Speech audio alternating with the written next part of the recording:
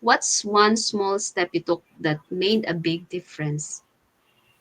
Okay. So one simple step I took was posting online consistently. So, small Mahirap, 'di steps, ba? gaya ng sinabi ni Maine. 'Di ba? Even when you are scared of doing it, sa umpisa, uncomfortable talaga. You know what? Last Yes. time, yung unang-una kong go live na mag-isa, I had this 10-day go live challenge na ako lang po Yes, naalala ko mag-isa. pa yun. Naalala mo ba? So, I was Oo, really, really, naalala ko. really, really, really scared, but I still did. Di ba? Ginagawa ko pa You din. did it I anyway. conquered my fear. I conquered my fear kasi everyone or anything starts with something. You need to start. You need to start. Kailangan nyo po mag-umpisa. Hindi pwedeng hindi.